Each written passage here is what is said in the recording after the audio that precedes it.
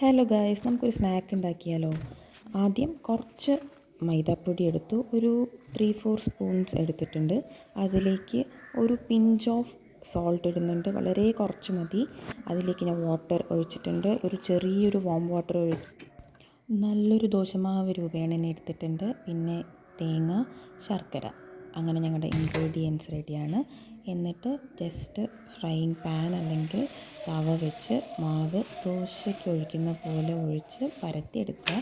After that ഒന്ന് മറിച്ചിട്ട് കൊടുത്തിട്ട് നമുക്കൊന്ന് ലോ ഫ്ലെയിമിൽ വെക്കാം. എന്നിട്ട് അതിൻ്റെ സൈഡിൽ ജസ്റ്റ് നമ്മൾ ഗ്രേറ്റ് ചെയ്തെടുത്ത തേങ്ങ വെച്ചിട്ടുണ്ട്. അതിൻ്റെ മേലെ നമ്മൾ ചെത്തി വെച്ചിട്ടുള്ള ശർക്കര അല്ലെങ്കിൽ കരിപ്പട്ടി അത് എടുത്തിട്ട് മേലേക്ക് വെക്കുക. ജസ്റ്റ് ഒന്ന് ഫോൾഡ് ചെയ്ത് സെറ്റാക്കാൻ വെക്കുക. അപ്പോഴേക്കും ശർക്കരയൊക്കെ ഒന്ന് അലിഞ്ഞ് സെറ്റാകുമ്പോഴേക്കും ഒന്ന് മറിച്ചിട്ട് ഒന്നുകൂടെ ഒന്ന് സെറ്റായാൽ നമുക്കത് പ്ലേറ്റിലോട്ട് മാറ്റാം. ആൻഡ് നമ്മുടെ സാധനം സെറ്റായിട്ടുണ്ട്. എങ്ങനെയുണ്ടെന്ന് ടേസ്റ്റ് ചെയ്യാം.